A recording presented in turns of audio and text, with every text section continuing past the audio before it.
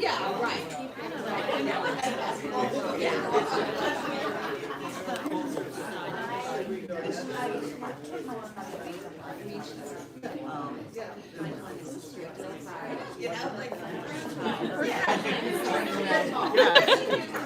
Being friends.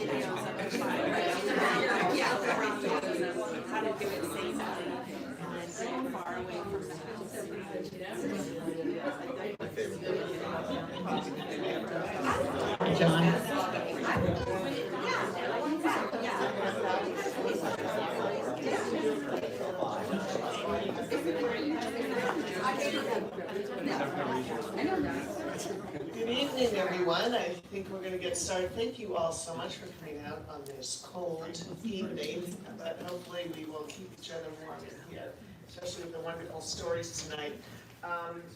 We are so pleased to welcome back Lisa Williamson Rosenberg.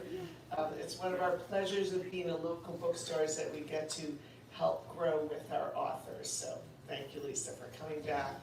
Lisa's the author of the novel Embers on the Wind, and now newly released Mirror Me, which we're going to talk about tonight. Lisa,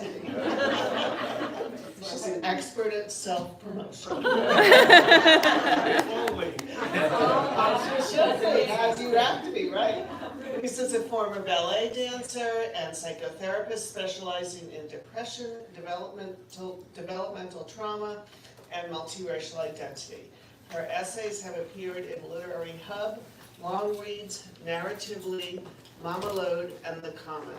And her fiction has been published in the Piltdown Review and the Literary Mama, where Lisa received a pushcart nomination.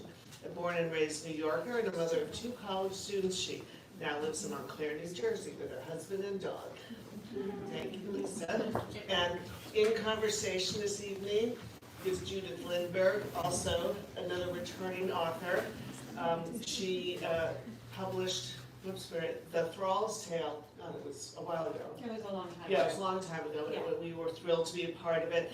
And now she followed up this spring with Akmaral, which is a novel about a nomad woman warrior on the ancient Asian steppes. And it was released last May. We had a wonderful event. And The Thrall's Tale is about women in the first Viking settlement in Greenland. And The Thrall's Tale was an indie-bound pick. I'm wishing this up tonight. A Borders Original Voices selection and praised by Pulitzer Prize winners Geraldine Brooks and Robert Olin Butler. And along with numerous publications, she's contributed to the Smithsonian Institution's exhibition, Vikings, the Norse Atlantic Saga, and she provided expert commentary on 2 documentary series for the History Channel. She's an excellent researcher. So she received a 2024 fellowship from the New Jersey State Council of the Arts, and Judith is the founder and director of the Writers Circle, which is an incredible creative writing center based here in New Jersey in the environs. So thank you both so much for being here and celebrating Lisa's new book.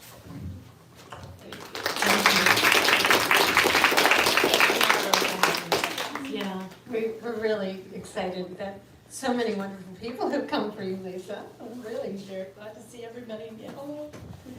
So I am so excited to talk about your fantastic new novel. And honestly, I have never read anything quite like it. The way you construct this narrative, and we're going to get into it in the next few minutes, but is so unexpected, and the characters are beautifully developed. And I just want to ask how you came around to writing this idea. What inspired the book?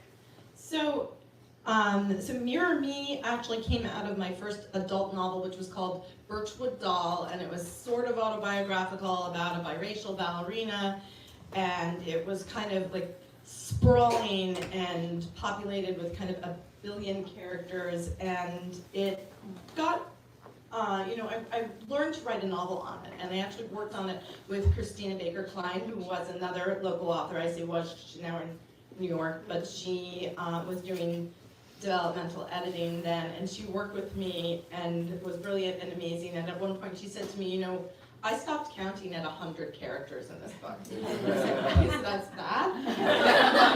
What then happened from this massive piece of thing that I wrote, and this came out of that. This is one of, use the ideas. This is like really going ting ting. Do you hear it? Yeah. Do you hear it? All right, is it buzzing? Okay. I don't know. So Eddie, who's the main character in Mirror Me, started out as like a side character in a sequel to Birchwood Doll. He was like the ne'er-do-well brother-in-law who like trips on acid and shows up at a Shabbat dinner, and it was called Acid Shabbat, and it took place over like the one dinner, and that was. And I don't know how I got from there to here, but I started this book in 2009, and I kind of, also the seeds of my 1970s Upper West Side mixed race Black Jewish kid childhood went into it. My 1990s young adult listening to They Might Be Giants, walking around the promenade at the Heights, that went into it. Ballet went into it. My history working in adoption went into it, at an agency, and also as a therapist working with a lot of transracially adopted teens and adults. All of, as novelists, all the ingredients. This random cat I had for 6 months in Boston, that is like a major character. The only character, and I say this in the author's note, it's the only character that is actually based on a real person. a real life form. And it's the same name. I love that. I even changed the cat's name. Yeah, you did change. I did. No, you didn't? No. Oh, I love that. That's great. I'll have to remember that next time I put a cat Did not change the name. But I love how you take all of your life and all of these things that come from your life experience, but you transform them and weave them together in a new way, and you don't even always know you're doing it. You don't always know you're doing it, but you do it. Yeah. So would you mind sharing a little Okay. bit of this book with us? A So- little bit of both of the two main characters. So I'm gonna do this somehow with a microphone in my hand, and no, I think I should be able to manage it. So I'm gonna start, and I have like special notes. So I'm starting at the very beginning of the book, and there are two primary narrators, and there's Eddie and there's Pear. And Pear is kind of complicated, and he is, let's just say he is a disembodied consciousness that lives in a scar on Eddie's right shoulder. Eddie doesn't know his name, Eddie kind of knows he's there, nobody really knows what he is. And that's kind of one of the big questions of the novel is, who is this guy? But he is the narrator. And I'm just moving to my notes of what I'm gonna, okay. So here we are. Very, very beginning of the book, as she turns the page and finds, and I'm 58, so it's gone over here. Eddie's wild heart and shaking legs propel him down the subway platform, up the stairs, and into the bitter cold. One with the wind, he races toward the park, long the sight of his and Lucy's rendezvous. Is he hoping to find her there, as if the past few hours, weeks, months were a dream? Eddie tries to conjure September, when they walked here together, hands entwined, immersed in one another, only mildly distracted by their betrayal of Robert, Eddie's brother, Lucy's fiancé. There was guilt, yes, but no sense of danger, no universe in which Eddie could have conceived of harming Lucy. When the memory fades, Eddie flees the park, plunges himself into the bowels of the subway once again, lands on a C train as the doors are closing. He cannot sit. He paces the car until a woman with children hustles them off the train at West 4th Street and ushers them into a neighboring car that doesn't have Eddie in it. Along the journey home, something clicks for Eddie. Though I have only recently revealed myself to him, Eddie identifies me as the culprit, which kicks off a harangue. How could you do it? Why, and the like, all vocalized aloud. As I lack both substance and voice, this performance only enhances Eddie's perceived derangement, frightening more fellow travelers. Like a chemist, stepping back to view an unfolding reaction, I observe what I've sown. Madness. See what power I have. Not just over Eddie's body, but his mind too. How shall I use it? And I'm gonna skip ahead to the next chapter, which is chapter 2. And what happened after that is Eddie got home, still freaking out. He wrecks his apartment, and this book lands in the middle of the floor, and it's a book called The Splintered Self that this date gave him, noticing something was off about Eddie. And it's a book by a guy named Dr. Richard Montgomery, and it's called The Splintered Self. The Splintered Self, challenging assumptions about multiple personality disorder, which is what dissociative identity disorder was called in 1993, which is when it is at that point. And another question that the book ponders is, does Eddie have dissociative identity disorder, or is there something else going on? And I'm not going to tell you that, but Eddie manages to, when he pounces on this book, and it enables him somehow, for the very first time, he's able to wrest control of the body away from Pear, against Pear's will, for the very first time. So Eddie makes it to the Hudson Valley Psychiatric Institute, which is where Dr. Montgomery works. And he manages to get himself there, and he's now there in a bed when chapter 2 starts, and Eddie is like figuring out what's up. Here we are. I see Lucy flying. I see Lucy's face, her eyes cold and hard. My Lucy. She was mine more than she was ever Robert's. I see the train, my fist full of feathers. Did I do this thing? Edward.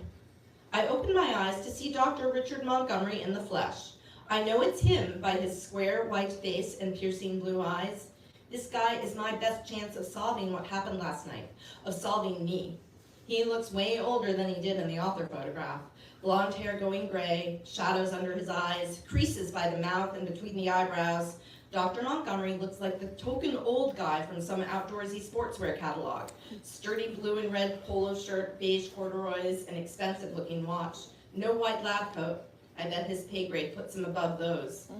A quick gander down at my own presentation reveals what I had on when I got here. Shouldn't I be in a hospital gown or something more institutional than faded jeans and a They Might Be Giants Dial-A-Song t-shirt? He's here too, the other, who takes over when he wants, who hurts people I loved most. I need Dr. Montgomery to figure out who or what he is and blast him out of me. Does it even work like that? Sorry. I can feel the other constantly now, whereas before I could only see and hear him some of the time. I swear to God, he's inside my lungs, breathing my breath, and any emotions I feel, rage, fear, whatever, seem to come from him but make my heart pound. And then Lucy, what he did or I did, I cannot take it. Edward, you were calling out to Lucy. Her name rises in my chest, smashes against my brain fog. Who is she, the doctor says, and it's like picking a scab. I can still feel the warmth of her, smell her smell. Tears, Edward? Is it difficult to talk about Lucy? My body jolts. I'm out, he's in. And the next chapter's good. All right. Thank you.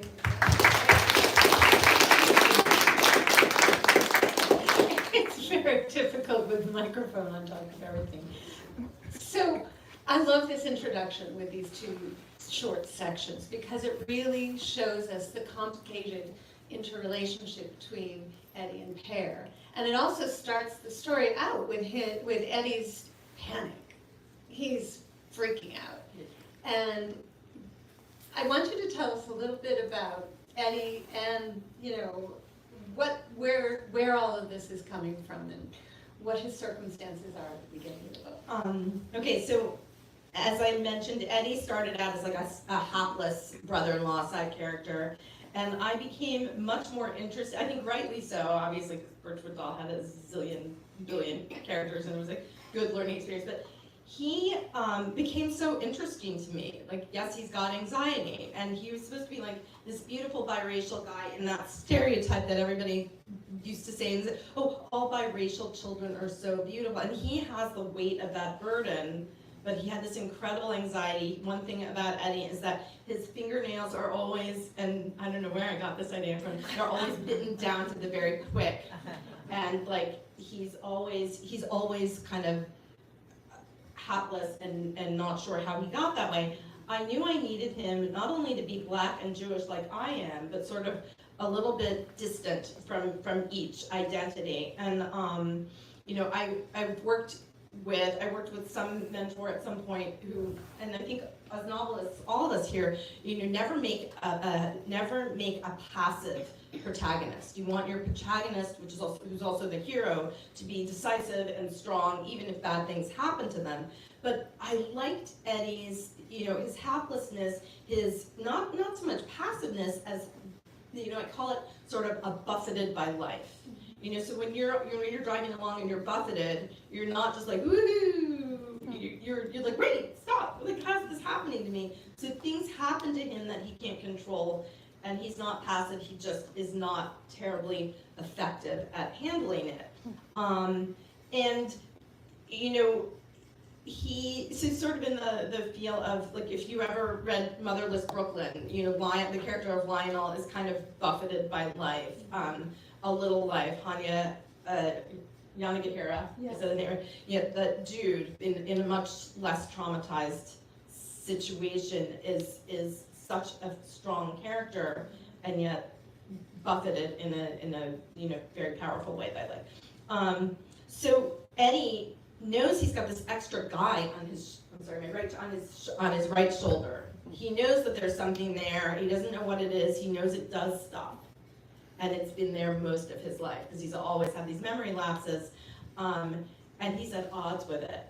And so I wanted him, and I'm not going to get into gender, but I thought a lot in this book about, since I center biracialness, I center mixedness, I center, I'm taking the word back in a way. I don't know if you've read Danzy Senna's most recent book is Colored Television, and she uses the word mulatto very liberally. And there was recently an article in the New York Times right when her book came out, and she talked about the word mulatto as feeling, important to her because it's technically a slur, black and white like a mule, but it's also very specific. And biracial could mean anything. Anybody could be any combination, but the trope of the tragic mulatto, I really wanted to avoid because everybody wants me to avoid that trope.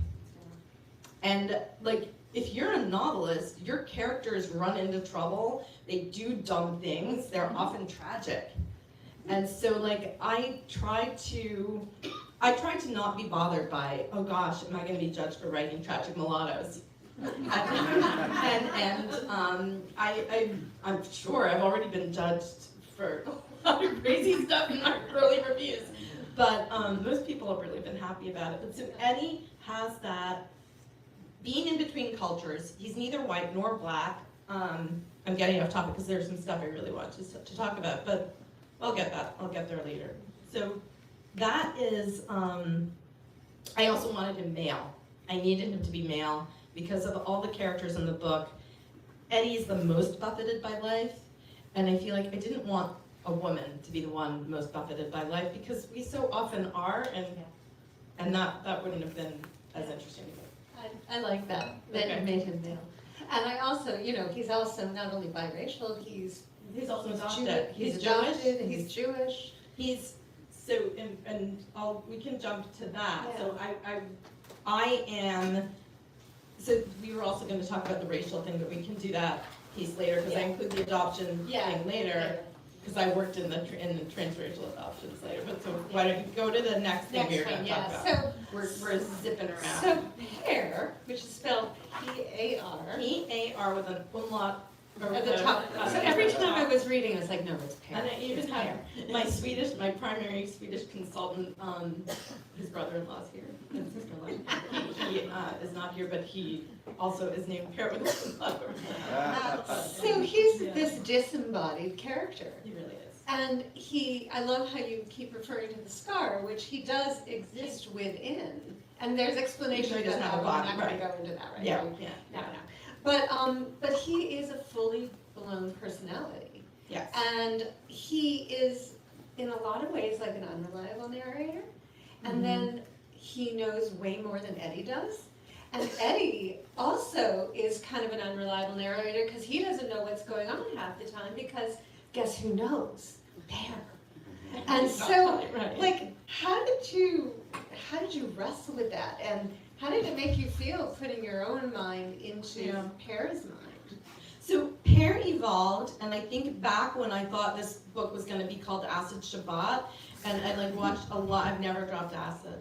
But I watched a lot of YouTube videos by people who had and lived to tell a tale, and I was like, well, I should probably do that. And then I was like, yeah, although I'm not gonna do that, and what if, and what if instead of acid, it was something different? And I have worked with people who've had dissociative identity disorder. I've studied dissociative identity disorder. There were times where I was working with patients who had it and I didn't know, Really? and they didn't know, and then a couple years later I was like, oh, that was what was happening. But that's not necessarily the case with Eddie. But Pear evolved as the sense of, what if things had been different for Eddie? What if he had been raised by parents who were encouraged to embrace his, his culture, either whether Swedish culture, Black culture. He's raised by a Jewish family, and the Ashers are very clear that love is everything. We love you. Joanne says to him, I'm not white and you're not black. We're a mother and a son who love each other very much, and yet she holds on to him all the time when they're in public, because God forbid somebody suggests that he's not her child. So, but so Pear is sort of this alter Eddie, like what if, and what was happening, and then like, because my mind just spins, as anybody who knows me, it was like, it just went to this place, and also.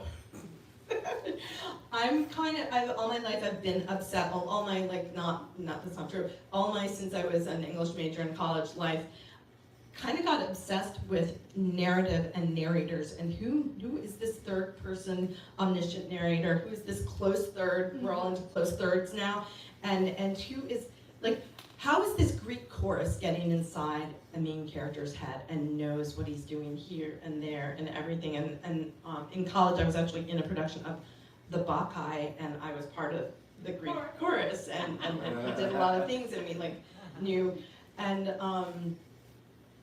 Pear kind of became Eddie's Greek chorus to me. Yeah.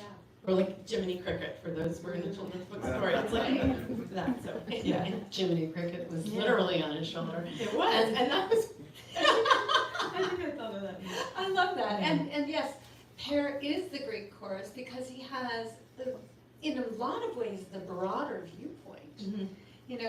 And he sort of talks a little like that, yes, too, and I don't know where I got his voice from, but he's like he's that. wise, but you also don't trust him, ever. You never trust him, which is fascinating. And then you understand more as things go along. So Pear does something really surprising, which at the beginning of the book, I was not seeing coming at all. And I was fully into the Dissociative identity disorder. Thank you. But it was 1993, so it was multiple personality. Yeah. And I was like, okay, he's got this condition and it's a real thing. And then all of a sudden, Pear jumps onto another character. He jumps. Yeah.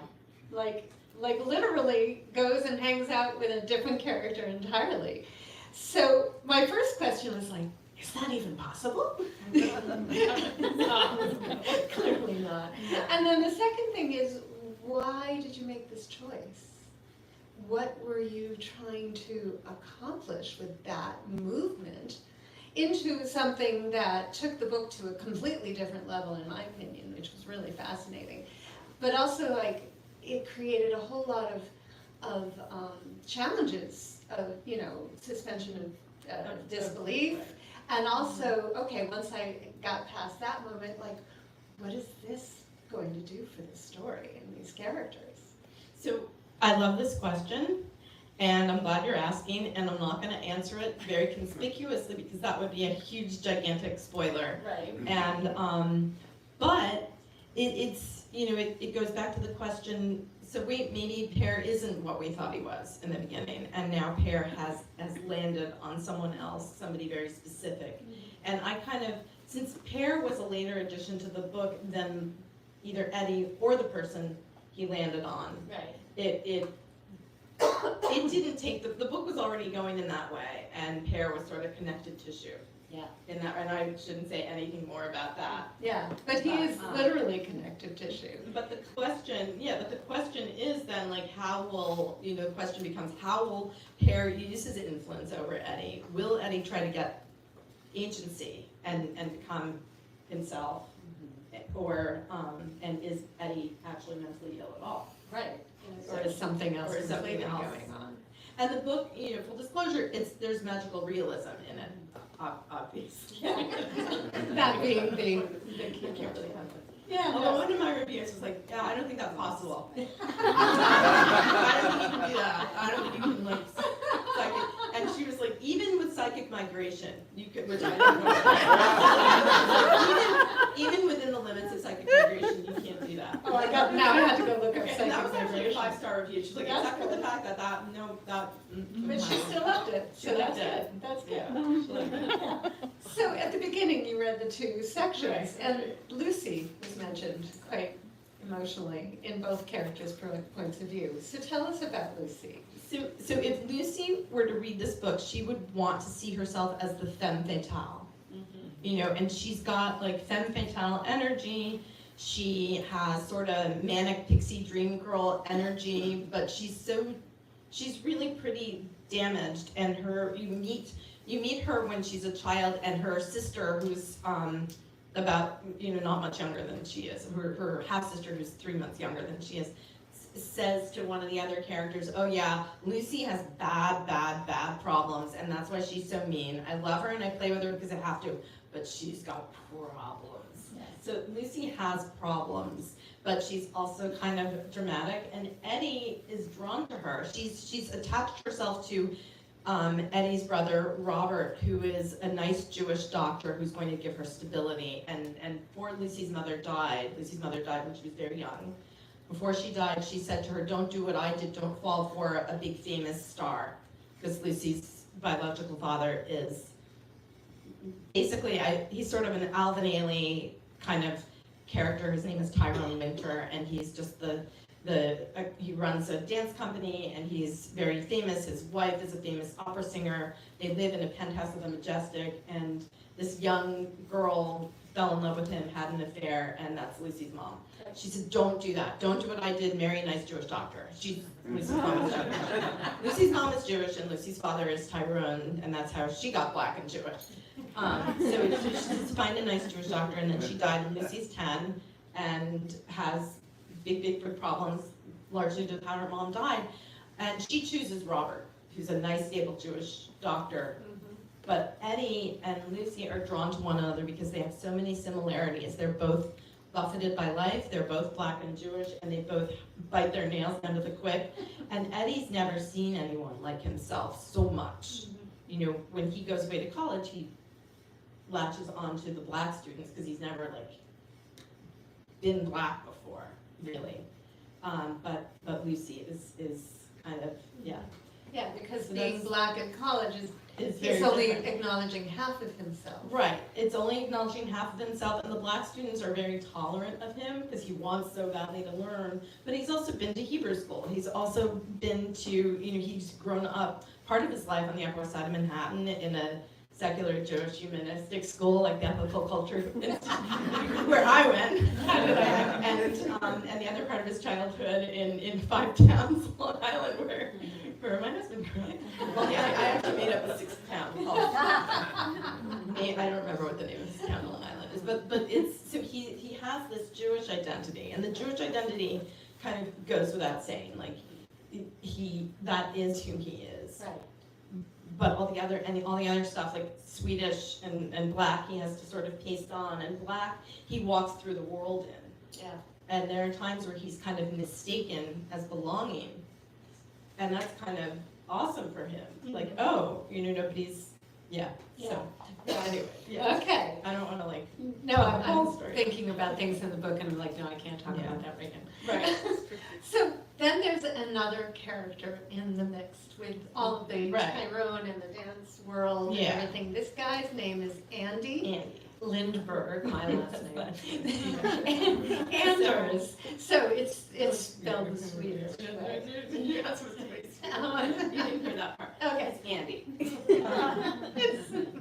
But, so Andy is like one of my favorite characters, and I'm not gonna tell you how he fits into the scheme of things, but he's also biracial, also raised by a white mother, but he's raised by a white mom in western Massachusetts in the Berkshire Mountains, and there's like no black, and it's the 70s, so he doesn't know any black people, and he's sent, when he's 10 years old, he's sent to live with the Winters in the Majestic, and he's sent to study dance, because he's apparently gifted.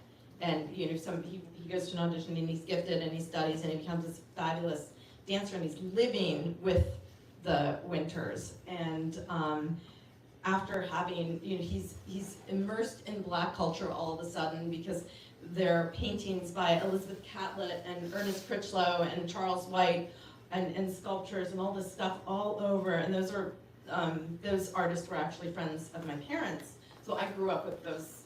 I put up the paintings my parents had on the Winters walls, and Andy, for the first time, is like gonna partake in this, and it's very exciting. So he's never seen the city, and he sees like an old woman in a bikini roller skating down in front of the Natural History Museum, and like they're shooting a commercial, and there's a taxi guy and a squirrel, and he's just like blown away by life. And also he grows up in this dance school, and Andy is gay, which he knows pretty early on, and like, what a place in the 1970s and 80s to come to, everybody's out, and it's a very supportive place to be male and gay and in a dance school, and so he's kind of the bubbly, even though he's got his own trauma, but yeah.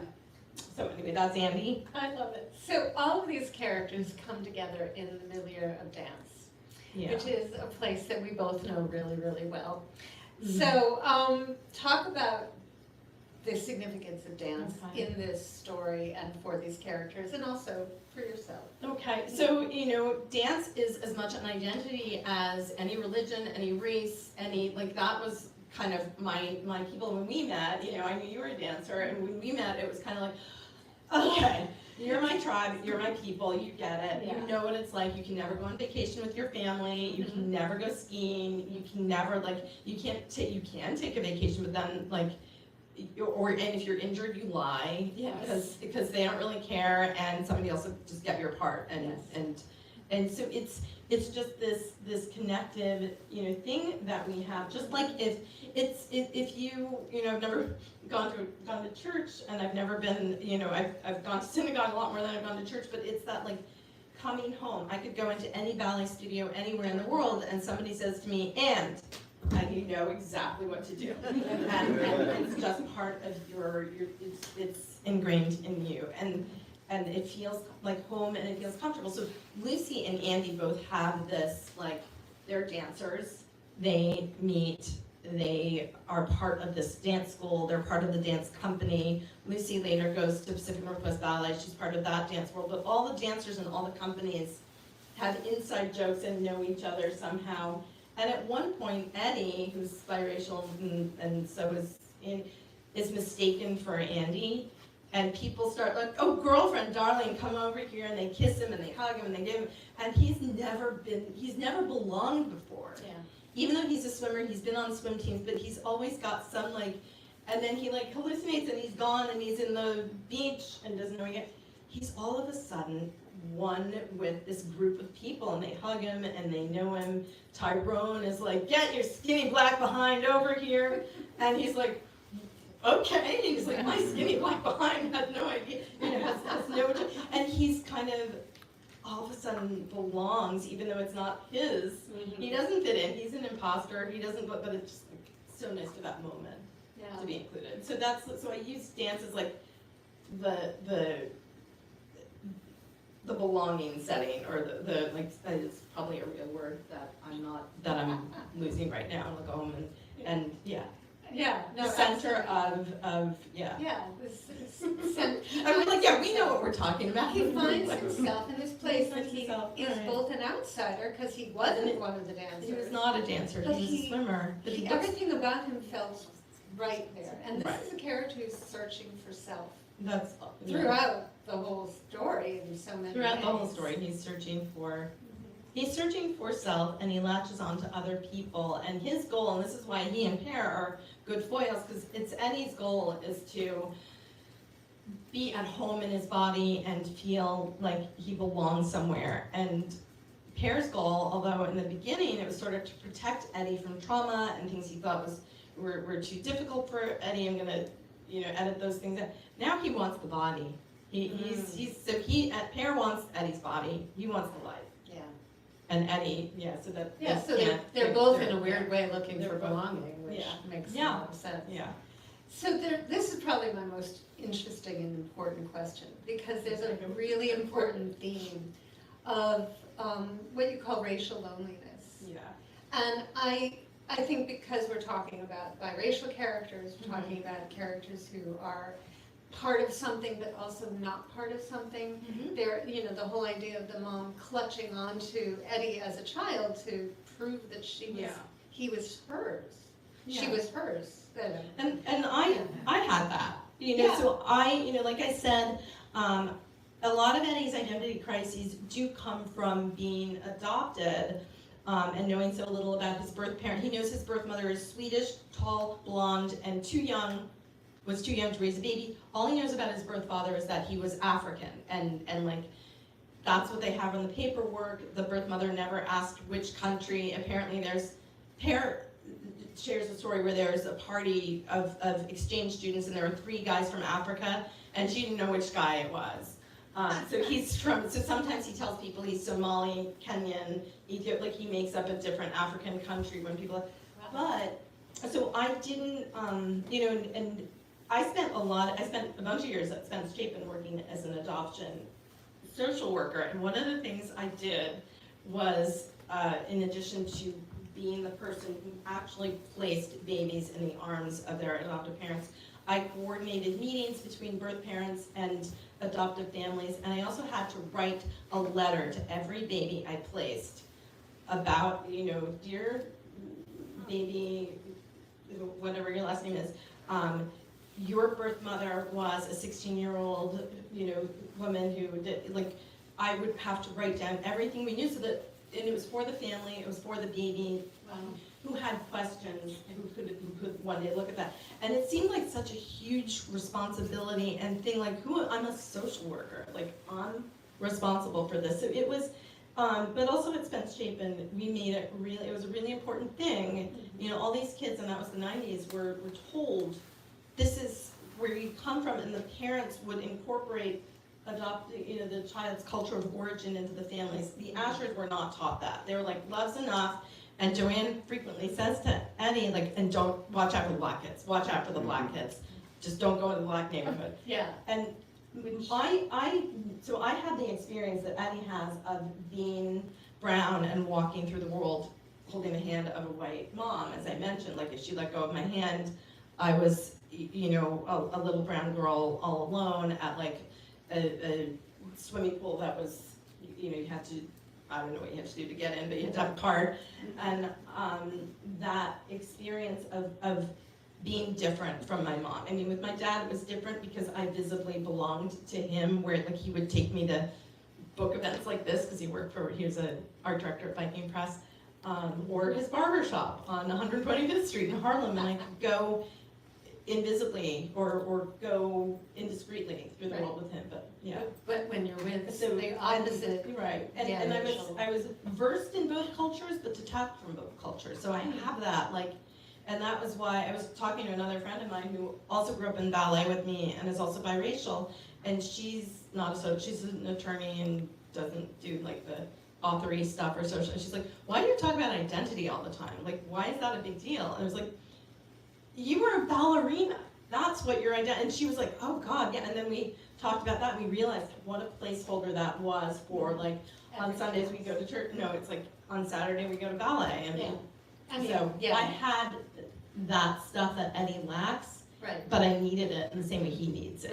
right. that That makes dance sense. was your Yeah, identity dance was over my and above identity. everything else. And there was racial loneliness, that not feeling black enough, not feeling, like I can claim this group of people, when people talk about, oh yeah, our family went to reunions, and like there's so much that I missed about black culture that, I'm very happy, I know it about Jewish culture. I grew up with a Jewish mom, and that's a whole thing. Yeah. And, when people talk about, oh, you've got a black mom, I'm like, I can't say that I know what that means, but I follow a lot of black YouTubers understanding, and like, I know certain phrases for my fiction that I need to incorporate in it. So anyway, so Eddie's like at a loss for a lot of that. Wow. It's a long answer. It's a lot. Yeah. So I'm gonna skip the last question and just open up Okay, to yeah. Q&A, because I'm I'm gonna looking get at water, the yeah, time. 'cause I was like, looking at the time, because you have your glasses on. and I see like I'm a close to beautiful the thing, I can grasshopper see it better letter. now. But take the mic. You wanna too. take the Yeah, mic to Q&A? Just because we're recording. Oh, yeah. So, would anyone like to?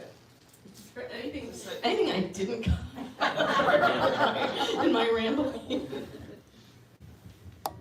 I really loved hearing what you just said about being detached from both. I never even thought about what that would feel like, because, and you see, sometimes you see on the street, you see a white mother with a Chinese child, let's say, or something, obviously adopted or what have you. You just don't think about what that was like for that child.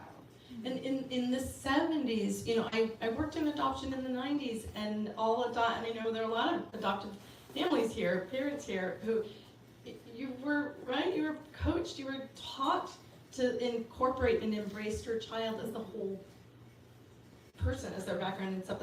And in the 70s, my mother didn't talk, obviously I had my black dad, but my mom and dad kind of assumed certain things would rub off on me, and assumed I would understand what it meant, and I didn't necessarily. Yeah, but it was. Perhaps they didn't. But They didn't know and either. they didn't, like, my mother was very much aware that somebody might take me from her. Wow. She was aware of somebody, and I was like 11 years old, and we were in France, we were in the Eiffel Tower, and we were in an elevator, and my mom and I got on, and someone pushed me off. Somebody pushed me off the elevator, and it was like, I was at the top of the Eiffel Tower, like, Oh my God. somebody pushed me off, they didn't see me as with her, they saw, I don't know what they thought it was, like, I'm on the Eiffel Tower, what do you think we're gonna do? But, and I remember, I don't even know if I noticed that I got pushed, but it wasn't like anywhere near as upsetting to me as it was to her.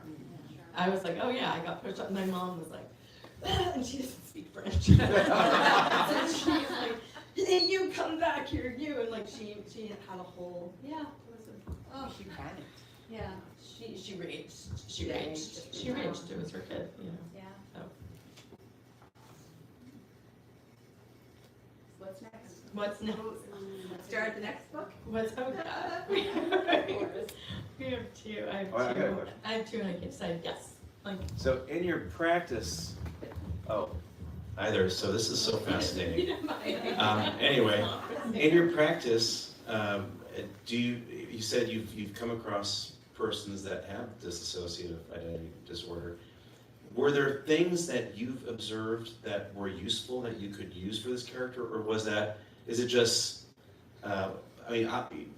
or is it more your understanding of the condition, having been exposed to it as a therapist and kind of seeing that in life? I think that's a good question. It was a jumping off point.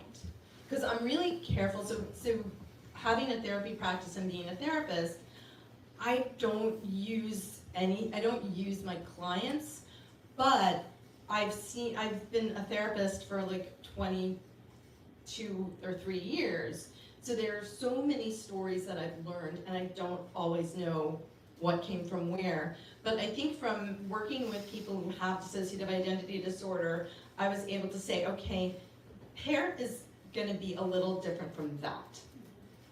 Because I'm gonna take fictional ownership over this thing Eddie has, and I'm gonna leave it open to a lot of interpretation.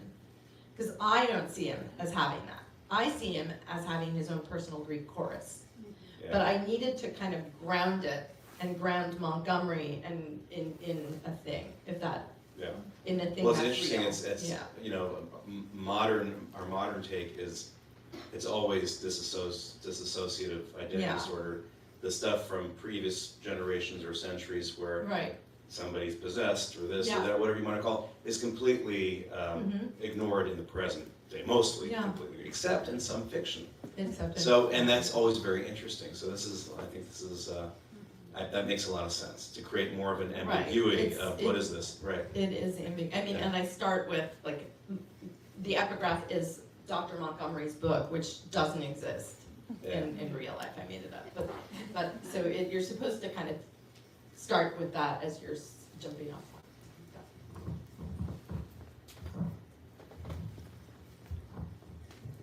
I love this book, first of all. I'm Thank glad you. that you stuck with it for 15 years to get it done and out in the world.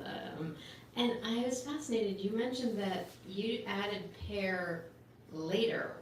Like, so he's so central as a narrative voice. That sounds like a tremendous amount of work. How did you do that? How did you add in this other narrative? So I'm trying to remember, but I remember like back when it was, you know, message about Right. there was like a wedding scene, and I call it, you know, it was like Robert and Lucy's wedding and Opus and 16 Drinks. And so in so much of it, he was under the influence, and I was like, wow, what if when he's under the influence of a drug or alcohol or something, what if he like becomes like a different guy?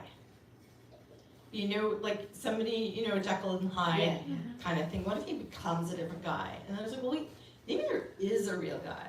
Maybe the guy doesn't have a body. And then I was like, it was probably 4 a.m, and like, I don't know exactly. But it was, the thing that shifted, the biggest shift in writing this book was it used to take place in the present. Oh. And anybody who's read this book, like, one Google search would wipe out the whole plot. Like, why didn't he just look her up on Facebook? And yeah. So I was like, okay, this internet thing is not gonna work for me. So I decided to, I decided to make Eddie born in 1966, and that's when I was born. And he's born in 1966, and then everything came together. There are payphones. You don't remember the name of the thing with the thing, and nobody can tell you. I was like, it was kind of cool, right? We had to go, What was that? Yeah, and you couldn't look it up. There were encyclopedias. yeah. And they were the encyclopedias. I remember my encyclopedias. I like had, when you open them, like the gold paint on the side. But yeah, so once I did that and I said it, then Pear like started to, I don't want to be like Pear started speaking to me, because I don't. I had the feeling you had a lot of fun writing Pear.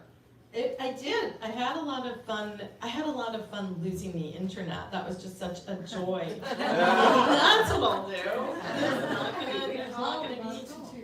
Yes, but that was, yeah. Yeah. Anyone else? You mentioned that there is magical realism. Is there any like school or practice in particular that it's inspired by or drawn from? No. I mean, there is one. Sorry. There is one character who claims that her 2 grandmothers, one is one grandmother is a Tillamook shaman, and the other is a Celtic shaman. But no, not really. It's the magical realism is really Pear, and the fact that he is this disembodied consciousness that can detach and land on someone else, and you know, sort of. Sometimes he chooses to share a memory with Eddie later on, like, oh yeah, what about this? And then he's like, oh yeah, shit, I forgot about that. But so it's not like that, and nor is it occult fiction, because like if you look at the categories that Amazon has chosen. It's apparently, it was for briefly #1 release in occult fiction. I'm like, what? The first one I could understand, and Embers on the Wind, I was like, it's not occult fiction. It starts out with Embers on the Wind, my first book starts with a seance, and there's a ghost who kills people, so like, yeah, I got it, I can see it. This one, there isn't, they do a ritual to say goodbye to the cat. They do.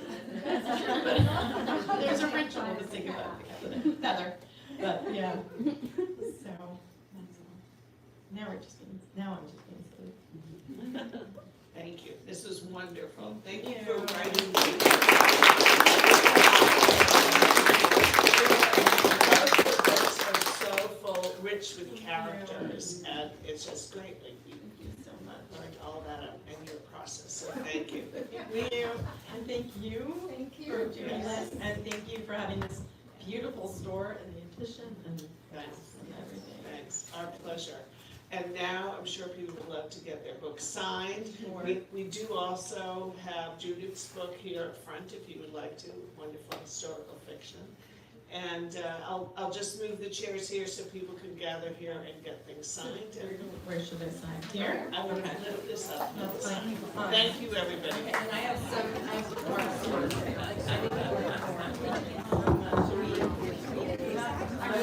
more.